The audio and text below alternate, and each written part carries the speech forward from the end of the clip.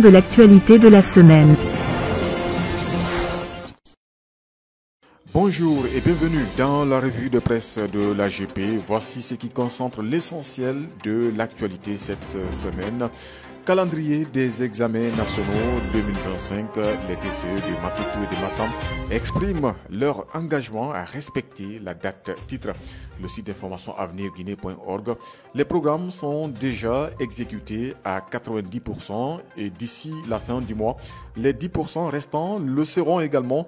Il ne nous reste plus qu'à réviser et à vérifier la bonne assimilation des cours par les élèves, a dit le directeur communal de Matoto, rapporte le site d'information. Le calendrier des examens nationaux dévoilé, écrit l'AGP, l'agence guinéenne de presse. Comme par le passé, les candidats à l'examen de fin d'études élémentaires ouvriront le BAL, ensuite le BEPC et enfin le baccalauréat unique. Toutes les dispositions sont prises pour garantir la crédibilité des examens. J'invite les candidats à redoubler d'efforts car seuls les meilleurs réussiront, précise Sekou Kaba, DCE de Matoto, entre les lignes du site d'information avenirguinée.org. C'était à la une cette semaine. Le président Mamadi Doumbouya de retour à Conakry, titre le renouveleur224.com.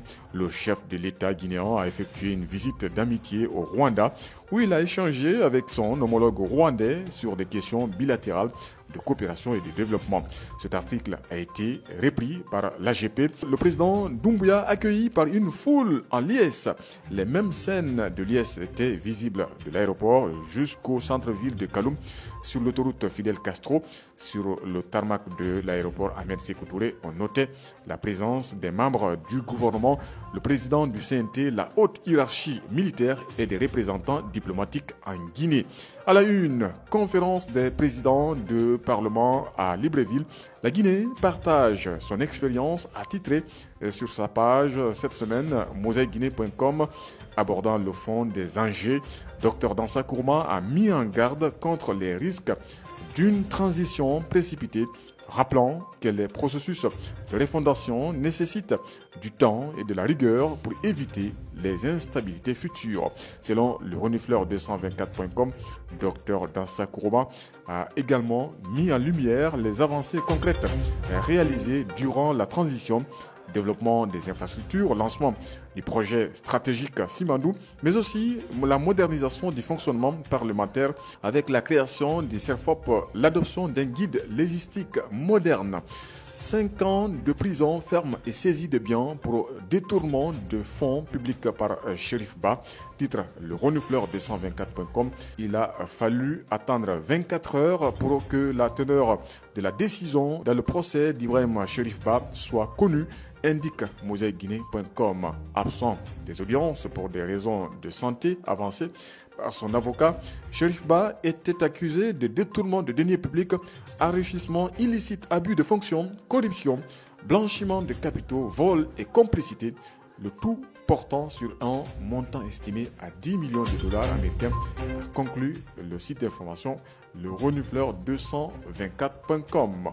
Hadj 2025, le premier convoi quittera le 11 mai prochain, écrit mosaïqueguinée.com. Les préparatifs pour le Hadj 2025 touchent à leur fin. Le secrétariat général aux affaires religieuses est actuellement dans les derniers réglages. Un candidat au pèlerinage se confie sur le site d'information guinématin.com. Moi, j'ai acheté beaucoup de paires de chaussures. Presque ma valise est remplie de chaussures, puisqu'on m'a dit qu'à la Mecque, si tu te courbes pour ramasser ou chercher quelque chose, on peut facilement marcher sur toi. Voilà tout ce qu'on pouvait dire par rapport à la revue de presse de l'AGP. Merci de l'avoir écouté. À bientôt.